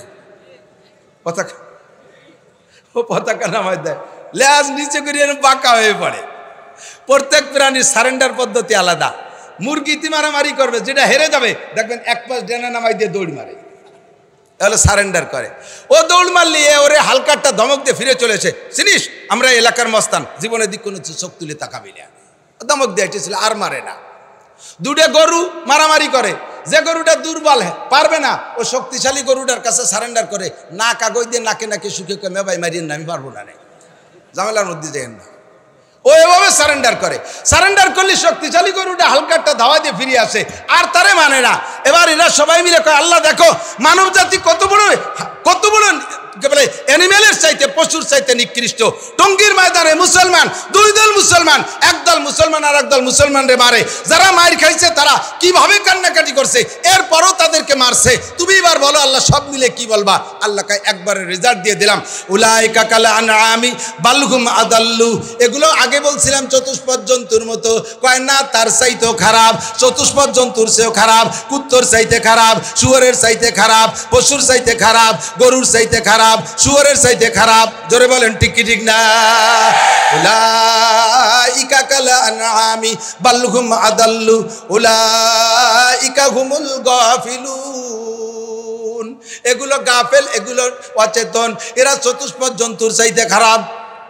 আমাদের এলাকায় একটা নদী আছে মধুমতি, মধুমতি নদীর উপার থেকে আমি আসতেছি, খেয়া পার হবো, খেয়া নৌকা গোদারা, তো খেয়ায় উঠবো, এর ভিতরে 400-500 শুকর নিয়ে আইছে এই কাওরারা, ফ্যামিলি শুয়োর, একটার সাথে 20-25 50 বাচ্চা, একটু ছোট বড় সব। আরে বাচ্চারা আবার সাঁতার কাটতে পারে না, বাচ্চা মনে হয় 500-600 উঠে দিয়েছে এক খেয়ার ভিতরে, ওই যে ইঁদুরির মতো একটু নতুন সবে মাত্র জন্ম নিয়েছে। আর মা কুত্তকে পানিতে নামাই দিছে, তোরা সাঁতরাই যা, আর এগে বাচ্চাকে নৌকোয় নেবে। তো মা কুত্তগুলোকে আগের তে ছাড়ে না। 4 জন কমান্ডার, 2 জন আমাদের সাথে খেয়ায় উঠছে বাচ্চা নিয়ে, আর 2 জন নিচে রয়েছে ওই বড়গুলোরে ঠেকানোর জন্য। তো নৌকোয় যখন বাচ্চাগুলো নিয়ে রওনা দিছে খেওয়ালা, তখন এই মা কুত্তরা বাচ্চার টানে আর থাকতে পারতেছে না, হাঁটু পানির মধ্যে নেমে গেছে, হাঁটু পানির মধ্যে নেমে গেছে। এরা সাঁতার দিয়ে যদি আসে আর 5-6টা শুয়োর যদি একবারে লাফ দিয়ে নৌকায় ওঠে, নৌকো ডুবে যাবে, আমরাও ডুবে যাব। তখন তারা সাঁতার দেয় ভাব, এর ভিতরে নৌকোয় যে কমান্ডার 2 জন উড়াই ঘাটের 2 জনে বলতেছে এই শুকরগুলোকে উপরে উঠোই নাও। 500 বড় শুকর একে উপরে উঠে নিতে গেল, পানির মধ্যে চলে আসে, মানুষ মাত্র 2 জন। নদী ছোটা আমি শুনতেছি কিভাবে উঠে, আমি তাক মারি রয়েছি যে 500 শুয়োরে 2 জন মানুষ কিভাবে উঠবে। তেমন কিছু লাগে নাই, তেমন কিছু লাগে নাই, মাত্র 2টা শব্দ যেন কি কইছে, ওদের পরিভাষা অত কোরআন হাদিসই লেহে না, ওরা যা কয় হু করি ওঠে, কুক করি ওঠে। এই হুকমুক যা কইছে 500 শুয়োর মানে আধা মিনিটের ভিতরে পানির থেকে উপরে উঠে গেছে। আশ্চর্য হলাম, আমি আশ্চর্য হলাম। আল্লাহু আকবার। শুয়োর সৃষ্টি জগতের সবচেয়ে নিকৃষ্ট শুকর, আর তারে যারা লালন পালন করে কাওরা কমান্ডার, তারা হলো কাওরা। এরা খ্রিস্টান অথবা হিন্দুদের মধ্যে নিচু জাতি। এই শুয়োরগুলো কাওরার কথা এত সুন্দর মানে, আর আশরাফুল মখলুকাত মানব জাতি আল্লাহর কথা 2.5-3 লক্ষ নবী রাসূলরা বলেছে। শেষ নবী মুহাম্মদুর রাসূলুল্লাহ বললেন, 100 লক্ষ সাহাবা বয়ান করে শোনায়। আব্দুল কাদের জিলানী, মঈনুদ্দিন চিশতি, নিজামুদ্দিন আউলিয়া, কুতুবুদ্দিন বখতিয়ার কাকি, আবু হানিফা, শাফি, আহমদ মালিক, বুখারী, মুসলিম, তিরমিজি ওয়ালা, আরে বাংলাদেশের উলামায়ে কিরাম, উপমহাদেশের উলামায়ে কিরাম আল্লাহর কুরআন নবীর হাদিস দিয়ে কমান্ড দেয়, তাই মুসলমান মানে না, তাই মুসলমান মানে না। আর কাওরার কথা শুয়োরে মানে। এবার আপনি বলেন শুয়োর ভালো না মানুষ ভালো? মানুষ ভালো না শুয়োর ভালো? বলতে বাধ্য হবেন মানুষের চাইতে ওই শ্রেণীর শুকর ভালো। ঠিক কি ঠিক না? এজন্য আল্লাহ বলেন বালহুম আদাল্লু, তুমি শুয়োরের চাইতে খারাপ। তোমারে কোরআন শরীফ পড়ে বলা হয় নামাজ পড়ো, তোমার কথা কানে যায় না। তোমারে এত সুন্দর করে তাফসীর করে শোনানো হয়, তোমার কথা কানে যায় না। একসাথে রাস্তায় দিয়ে চলবেন, এক কমান্ডারের কমান্ড যাই, সব রাস্তায় দিয়ে চলো, এক সাইড দিয়ে চলো, বাম দিক দিয়ে চলো, একদিক দিয়ে গাড়ি যাওয়ার সুযোগ দাও, কোনো কথা মানে না, যার খুশি যেখান দিয়ে খুশি সেখান দিয়ে চলে যায়। অথচ শুয়োর এভাবে যদি বলে এদিক দিয়ে চলো, এদিক দিয়ে চলো, শুয়োর সেভাবে চলে। শুয়োরও মানুষের কথা শোনে, মানুষই আল্লাহর কথা শোনে না। এজন্য আল্লাহ কয় উলাইকা কালানাম বালহুম আদাল্লু উলাইকা হুমুল গাফিলুন। মাঠে গরু ছেড়ে দেবেন, ভাই মাঠে গরু ছেড়ে দেবেন, দেখবেন গরুতে আলগাম খোলা মাঠের ঘাস খায়, গরুতে ঘাস খায়। ঘাস খাওয়ার ভিতর দিয়ে মাঠের ভিতরে তার খাদ্য ঘাস ছাড়া অখাদ্য অনেক ঘাস আছে, অনেক বন আছে অখাদ্য। গরুডায় কোনো ঘাসের গায়ে যে খাদ্যটা অখাদ্য, যে ঘাসটা অখাদ্য, কোনো একটা ঘাসের গায়ে লেখা নাই এইটা খালি ক্যান্সার হবে, এইটা খালি ফুসফুস নষ্ট হবে, এইটা খালি শ্বাসকষ্ট বাড়িয়ে যাবে, এইটা খালি ছেলে মেয়ে খারাপ হয়ে যাবে, কোনো ঘাসের গায়ে লেখা নাই। অথচ গরুটি কি সুন্দর বাইসে বাইসে যে ঘাসগুলোয় তার ক্ষতি হবে একটাও মুখে দেয় না। ভুলক্রমে যদি খাদ্য ঘাসের সাথে একটা অখাদ্য ঘাস ঢুকেও পড়ে, দেখবেন জিভে নাড়াচাড়া করে ফেলাই দেয়, দেয় কি দেয় না? আল্লাহু আকবার। আর মানুষ তোমারে লিখে দিচ্ছে ধূমপান স্বাস্থ্যের জন্য ক্ষতিকর, মদ গাঁজা খাইলে ক্ষতি হয়, এবা খাইলে ক্ষতি হয়, জর্দা খাইলে ক্যান্সার হয়, এটা খাইলে ওটা হয় ইত্যাদি, তোমারে কি সুন্দর করে লিখে দেয়, তবু তোমার কানে ঢোকে না। তুমি সেই হারাম খাদ্যগুলোই খাও, অখাদ্যগুলোই খাও। এবার তুমি বলো গরু ভালো না তুমি ভালো? তুমি ভালো না গরু ভালো? গরুর চাইতে তুমি কত গুণ নিচের খারাপ, তুমি নিজেই বিচার করো। এজন্য আল্লাহ পাক রব্বুল আলামিন বলেন উলাইকা কালানাম বালহুম আদাল্লু উলাইকা হুমুল গাফিলুন। এই শ্রেণীর মানুষগুলো চতুষ্পদ জন্তুর চাইতেও খারাপ। আল্লাহ তাআলা আমাদেরকে মানবতা অর্জন করার তৌফিক দান করে, বলেন আমিন। শিখবেন কোত্থেকে? নড়াচড়া নাই। শিখবেন এতক্ষণ পর্যন্ত যে বলছি, আপনার এই মানবতা শিখার জায়গা কোথায়? ও দোস্ত, দুনিয়ার কোনো জায়গা নাই, কোনো জায়গা নাই। আমি বলি এদিক তাকান, মদ খাওয়া, গাঁজা খাওয়া, ইয়াবা খাওয়া, ফেন্সিডিল, হিরোইন খাওয়া, চুরি করা, ডাকাতি করা, লুচ্চমি করা, অপহরণ করা, ধর্ষণ করা, শীত কেটে চুরি করা, এ জনগণের মাল মেরে খাওয়া, এই কাজগুলো কি মানবতা না অমানবতা? একটু বলেন, এটা মানবতা না অমানবতা? এই যে কাজগুলো, এই কাজগুলোকে হাটাজারির হুজুররা করে, পটিয়ার হুজুররা, বাবুনগর, জিরি, নাজিরাট, লালবাগ, ফরিদাবাদ, মালিবাগ, যাত্রাবাড়ি, ঢাকার কোনো মাদ্রাসা, বিশ্বের কোনো মাদ্রাসার ছাত্র হুজুররা, আলেম উলামারা এই টোন মারে না, মন মারে না, রাস্তা মেরে খায় না, বিজিএফ কার্ড মেরে খায় না, রাস্তায় দড়ি রশি টানাইয়া মোটরসাইকেল কাটে না, চুরি ডাকাতি করে না। এ কামগুলো এরা করে না। কেন করে না? এদের অঙ্গ তিনডেরে কাজে লাগাইছে মানবতা অর্জনের জন্য। কোরআনের মধ্যে, হাদিসের মধ্যে, ধর্মের মধ্যে, ইসলামের মধ্যে আমার সমাজের যুব সমাজকে যদি সুন্দর করতে হয়, বিকল্প আর কোনো ব্যবস্থা নাই, একমাত্র ধর্মীয় শিক্ষা ছাড়া। কতক্ষণ ঠিক কি ঠিক না? আল্লাহ তাআলা আমাদের তৌফিক দান করে, বলেন আমিন। আমাদের সন্তানদেরকে আল্লাহ তাআলা দিন শিখার তৌফিক দান করে। এখন আপাতত মাদ্রাসায় যাদের বয়স নাই, তারা শিখবেন কোন জায়গা থেকে? দাওয়াত ও তবলিগি যাইয়া। একটু বলেন কোন জায়গা? বলবেন না কোন জায়গা? ভয় পেন না, তবলিগি মারামারি শুরু হয়ে গেছে বিদায় যে সব দিন চলবে তা না। ও মারামারির নিরসন ইনশাল্লাহ এবার ইস্তেমার মাঠের থেকে করে ছেড়ে দেবো। কথা কন না কেন? এবার ইস্তেমার মাঠের থেকে মারামারি নিরসন হয়ে যাবে এবার ইনশাআল্লাহ। 31শে জানুয়ারি, বলেন 31শে জানুয়ারি, 1-2 ফেব্রুয়ারি টঙ্গীর ময়দানে ইস্তেমা হবে। এবার ইস্তেমা হবে, ভিন্ন কায়দায় ইস্তেমা হবে ইনশাআল্লাহ। একটা ফয়সালা হতেই হবে এবার ইনশাআল্লাহ। দিন শিকার বিকল্প কোনো ব্যবস্থা নাই। তবলিগি যাবেন, আমরা ওলামায়ে কেরাম থাকবো তবলিগে। আমি কিশোরগঞ্জ গেছি তবলিগ জামাত নিয়ে, 20 জন ছিল আমার সাথী, তার ভিতরে 12 জন ছিল স্কুল কলেজের স্টুডেন্ট। এরা কোনো আলিফ বা কিচ্ছু জানে না। আমরা 3 জন আলেম ছিলাম।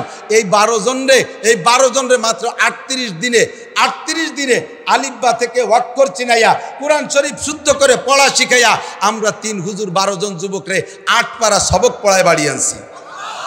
পারবি জীবনেও কোনোদিন আলেম ছাড়া তবলিগি যাইয়া কোরআন শরীফকে শুদ্ধ করে পড়ানো শিখাইতে? তোরা যে কটা আছিস বে আলেম তবলিগের ভিতরে, বোমা মারলেও তোর ভিতরে থেকে সূরা ফাতিহা শুদ্ধ করে বের হবে না। জাবাল গর্দাত জিবিল্লাত না গর্দাত পাহাড় শরীফ চলে যায়, বলবেন সিলেটের থেকে একটা পাহাড় চলে আসছে এই জায়গা, এ কথা বিশ্বাস করা যায়। কিন্তু একটা লুচ্চ, একটা চোর, চলচ্চিত্রের একটা নায়ক, একটা গুন্ড বদমাশ, তার চরিত্র যাইয়ে পরিবর্তন হয়েছে, এ কথা অত তাড়াতাড়ি মানা যায় না। ঠিক না? জীবন ভরে আকাম করে খাইয়া তবলিগে 3 চিল্লে দিয়ে আইসে আমারে কয়, হুজুর আল্লাহর রাস্তায় সময় লাগাইছেন। আর কয়কে জানেন? যারে আমি টাকা দিয়ে তবলিগি পাঠাইছি, দুনিয়ার আকাম করিয়ে বেড়ায়, তাজ জ্বালায়, জ্বালাপালা সবাই ঢিলে টাকা দিয়ে তবলিগি পাঠাইছি। ও 3 চিল্লে দিয়ে এসে ফয়লাই ধরছে, নাসির হুজুরের ইমান নাই, আমার ইমান নাই, ও ইমান শিয়াইছে। আমারে কয়, আপনি আল্লাহর রাস্তায় সময় লাগাইছেন? আমি লাগাইছি তো। কতদিন লাগাইছেন? বললাম 12 বছর মাদ্রাসায় পড়ছি, এই 12 আর এই 32 বছর পড়াই, তাহলে কত হয়? 12 আর 32 44। এই 44 বছর লাগাইছি। কই যে এ কাজ না, এ জায়গা না, তো কোন জায়গা? হ্যাঁ, 12 বছর পড়লাম আর 32 বছর হাদিস পড়াই, আমার এটা দিনের কাজ না? এ জায়গা আমি আল্লাহর রাস্তায় সময় লাগাচ্ছি না। তুমি জীবন ভরে ঘুষ খাইয়া দেশের ঘুষির পাইন মারি এটারি যে বুড়োকালে যাইয়া যে সময় ঘুষ খাত থেকে তোমার রিটায়ার্ড করে দিয়েছে, আর ঘুষ তোমার কেউ দেয় না, সেই সময় যে 3 চিলে দিয়ে তুমি কুতুবুল আক্তাব হইয়া আইছো, তুমি 3 চিলে দিয়ে তুই কোন শরীফ পড় আমার সামনে। আলহামদুলিল্লাহ পড়তে গেলি তার মুখে ফেরালাইছে, শেষে যায়। দোয়া কুনুত পড়তে গেলি মোশরেক হয়ে যায়। এ কথাগুলো বলতাম না, আদর করে স্নেহ করে বুকের মধ্যে ডাইকা এভাবে উৎসাহিত করতাম। আসেন কোনো মতে যান বাঁচানোর একটা ব্যবস্থা তবলিগ জামাত। কিন্তু যা শুরু করে দিয়েছে, 3 চিল্লে দিয়ে আইসি একেবারে বিশ্ব আমির হয়ে গেছে। আলেমুল আমারের মোসেবান্দেরা, আয় আমি তবলিগে যাব, তুই আমার এই জায়গায় বসে বুখারী শরীফ পড়া। কথা কেন কেন? আমি তবলিগে যাব, তুই মুসলিম শরীফ পড়া। আমি বুখারী পড়াই, মুসলিম পড়াই, রাতভর ওয়াজ করি। তুই সারা জীবন ভরে 40 বছর পর্যন্ত তবলিগে বিকেলবেলা গাস্ট করে যে কয়জন তশকিল করতে না পারবি, আমি এক মাঠে বসে তার সাথে বেশি তশকিল করে দিতে পারবো। ঠিক না? আল্লাহ যদি আমাদের তৌফিক দেয়, সুযোগ দেয়, আমরা ইনশাল্লাহ 3 চিল্লে যাবো আলেমদের সাথে। কারা কারা নিয়ত করছেন? এই দেহে যা কি পরিমাণ তশকিল হয়ে গেছে দেখ। এ সবার নাম লিখবো, সাহস আছে? সবার নাম লিখবো? বলেন 3 চিল্লা আলেমদের সাথে 3 চিল্লা। আল্লাহ কবুল করবে। হাত উঁচু রাখেন, একটু হাত উঁচু রাখেন, আল্লাহ কবুল করবে, বলেন আমিন। মুখে বলেন 3 চিল্লা আলেমদের সাথে। 31শে জানুয়ারি, 1-2 ফেব্রুয়ারি টঙ্গীর ইজতেমা আমরা অংশগ্রহণ করবো ইনশাআল্লাহ। আল্লাহ কবুল করুন, বলেন আমিন। জাযাকুমুল্লাহ। আল্লাহ যে হাতগুলো উঠাইছে, প্রত্যেকটা হাতকে কাবার গায়ে হাত দেওয়ার তৌফিক দিও। হজের নিয়তে মক্কা মদিনা জিয়ারত নসিব করো। আল্লাহ বিশ্ব ভ্রমণকারী দায়ী হিসেবে কবুল করে নাও। ওলামায়ে কিরামের সাথে থাকবেন। ওলামায়ে কিরামের সাথে আইসে কয় কি, ইমাম সাহেব আমাদের পিছিয়ে আছে। নামাজ পড়তে যে ইমাম সাহেব ওনাদের, তো ইমাম পিছেতে, মুসল্লি আগে থাকলে নামাজ হয়। আর আপনারা কি বলেন? আমরা হুজুরদের পিছিয়ে আছি। ওনারা কয় হুজুররা আমাদের পিছিয়ে আছে। হুজুররা পিছিয়ে থাকলে নামাজ হয় এসো? হ্যাঁ, আপনারা হুজুরদের পিছিয়ে আছেন, হুজুররা আপনাদের সামনে আছে। থাকতে রাজি আছেন তো ইনশাআল্লাহ? আল্লাহ কবুল করুক, বলেন আমিন। মাহফিলের কষ্ট পেয়েছেন আপনারা? একটু শক্ত বলে ফেলাইছি, কষ্ট পাইছেন? ফিরে আসার জন্য মানবতা শিখতে হবে। মানবতা একমাত্র ইসলাম ছাড়া আর কোথাও নেই। ইসলামের থেকে মানবতা শিখতে হবে। যাদের মাদ্রাসায় ভর্তি হওয়ার বয়স আছে ঢুকে যান, আলেম হন। আর যাদের বয়স নেই তারা কমপক্ষে তবলিগ শেখেন। মসজিদের জন্য মামুন ভাই আমারে ফোন দিয়েছে। মামুন ভাই আমার বাড়ি অনেকবার গেছে, কয়েকবার গেছে। আর ওনার বাসাটা একসময় আমার জন্য লজিং ছিল। এ পাশে মাহফিল করে এসে ওনার বাসায় থাকতাম, ঘুমাইতাম, চলে যেতাম আবার। এই 8-10 বছর কোনো কারণবশত হয় কিনা মাহফিল আমি জানি না, এবছর যে নিয়ে আসছে দুর্ভাগ্যবশত আল্লাহর বান্দাকে পাইলাম না। তবে আমার বিশ্বাস তার ছেলেটা একটা উপযুক্ত মানুষ হবে। অতটুক বাচ্চা এই হাজার হাজার মানুষের সামনে দাঁড়িয়ে কিভাবে টান টান কথা বলছে দেখছেন? আইসে মাইক ধরে দেখেন তাতা খুলায় পানি দেওয়ার মতো স্যাত করে শুয়ে যায়। মাইক ধরলে বিটা মানুষের পানি শুয়ে যায়, কিন্তু শুরু করবে কিভাবে টের পায় না, শুরু করে দিলে থামতে দিতে পায় না, বিট টিট মারি দিয়ে আটটি দৌড়তে দাঁড়িয়ে দেয়। আর সুন্দর করে শুরু থেকে শেষ পর্যন্ত অল্প ভাষায়। আর অতটুক বাচ্চা 14 পারা হেফজ হয়ে গেছে, তার জন্য দোয়া করব আল্লাহ তাআলা তাকে হক্কানি হাফেজ আলেম বা আমল বানায় দেয়, বলেন আমিন।